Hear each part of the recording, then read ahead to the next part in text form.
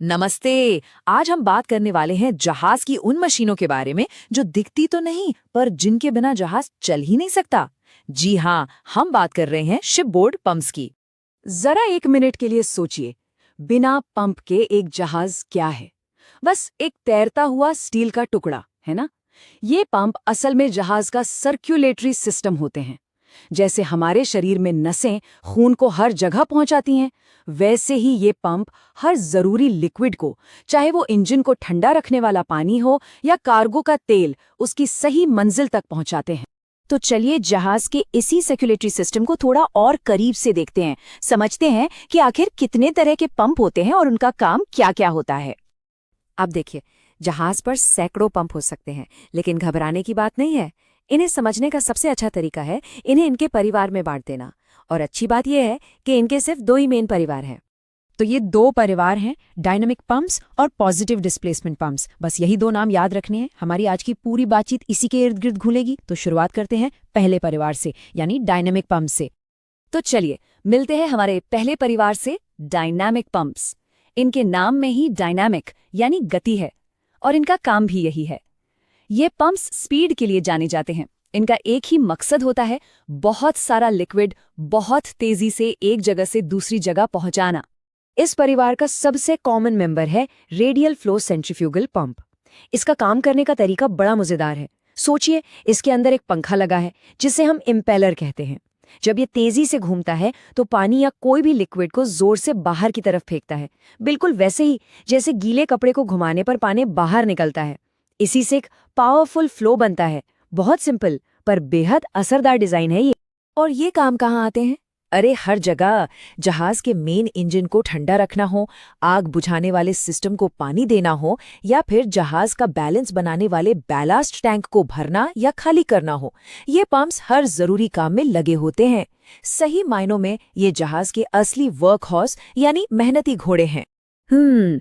ये तो ठीक है कि ये पंप बहुत सारा पानी भेजते हैं, पर तब क्या जब हमें बहुत ज्यादा प्रेशर की जरूरत हो? मतलब मान लीजिए कि बॉयलर में पानी भेजना है, जहां पहले से ही जबरदस्त प्रेशर है। उसके लिए तो बहुत ज्यादा ताकत चाहिए होगी, है ना? तो इस मुश्किल काम के लिए हमारे पास एक स्पेशलिस्ट है, मल्टी स्टेज पंप। देखिए, एक नॉर्मल पंप में सिर्फ एक इम्पेलर होता है जो प्रेशर बनाता है, लेकिन मल्टी स्टेज पंप में, जैसा कि नाम से ही जाहिर है, एक के पीछे एक कई सारे इम्पेलर लगे होते हैं। सोचिए, एक रिले रेस की तरह है। पहला इम्पेलर पानी को धक्का देकर दूसरे को देता है, दूसरा उसे और ज्यादा प्रेशर से तीसरे को, और ऐसे ही आगे, जब तक पानी आखिरी स्टेज से बाहर निकलता है उसका प्रेशर कई गुना बढ़ चुका होता है।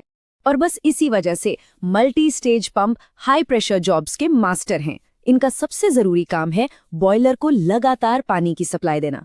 और बॉयलर ही तो वो चीज है जो पूरे जहाज के लिए स्टीम यानी भाप बनाता है। डायनामिक परिवार में एक और तरह का पंप है, एक्सियल फ्लो पंप। अब तक हमने देखा कि रेडियल पंप पानी को बाहर की तरफ फेंकता है, लेकिन एक्सियल फ्लो पंप ये पानी को सीधा धकेलता है, शाफ्ट के साथ साथ। इसकी सबसे अच्छी मिसाल है एक ट्यूब के अंदर लगा हुआ पंखा या प्रोपेलर, जो हवा या पानी को सीधा आगे या पीछे फेंकता है। तो ये किस काम आते हैं? ये पंप्स बड़े बड़े टैंकरों से कार्गो को डिस्चार्ज करने के लिए बने हैं। मतलब कच्चा तेल जैसी चीजें जिन्हें बहुत तेजी से बाहर निकालना होता है।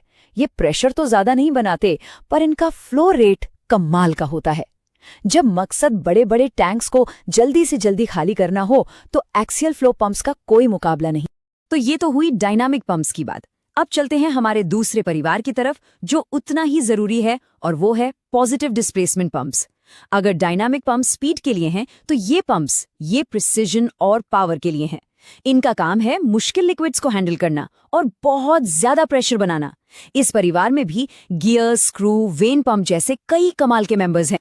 अच्छा, अब एक और सिचुएशन सोचते हैं।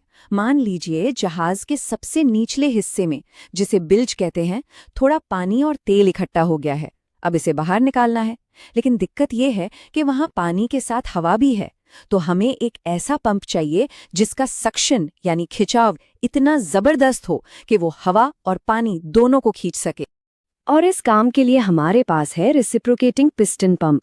इसका काम करने का तरीका बिल्कुल एक डॉक्टर की सिरिंज जैसा है। जैसे सिरिंज का पिस्टन पीछे खींचने पर दवा अंदर आती है और आगे दबाने पर बाहर निकलती है, ठीक वैसे ही ये पंप काम करता है। पिस्टन पीछे हटता है, लिक्विड को अंदर खींचता है और फिर आगे बढ़कर उसे जोर से बाहर धकेल देता है। और इस एक्शन से पैदा होता है एक बहुत ही पावरफुल सक्शन। अपने ऐसी जबरदस्त सक्शन की वजह से पिस्टन पंप जहाज के कुछ सबसे गंदे और मुश्किल काम करते हैं, जैसे कि बिल्ज को खाली करना या टैंकों में बची खुची आखिरी बूंद तक को बाहर खींचना। इसी परिवार के जो दूसरे सदस्य हैं, जैसे गियर और स्क्रू पंप, वो तेल और फ्यूल को बहुत ही नपे तुले अंदाज में ट्रांसफर करते हैं। और प्लंगर पंप जैसे स्पेशलिस्ट तो फ्यूल इंजेक्शन के लिए इतना ज्यादा प्रेशर बना सकते हैं कि आप सोच भी नहीं सकते। तो अब तक हमने दोनों परिवारों के कुछ खास मेंबर से जान पहचान कर ली है। चलिए अब फटाफट से इन सबको एक साथ रखकर देखते हैं कि दोनों में मोटा मोटा फर्क क्या है। तो निचोड़ ये है, एक तरफ है डायनामिक पंप। इनका काम है वॉल्यूम यानी ज्यादा मात्रा। ये हाई फ्लो के लिए बने हैं, जैसे समंदर के पानी से कूलिंग करना या टैंकर से कार्गो उतारना।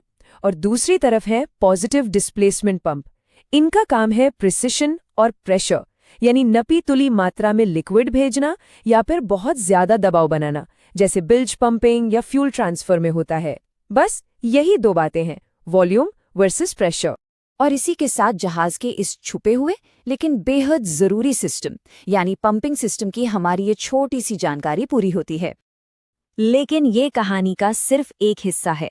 एक जहाज अपने आप में एक तैरता हुआ शहर है।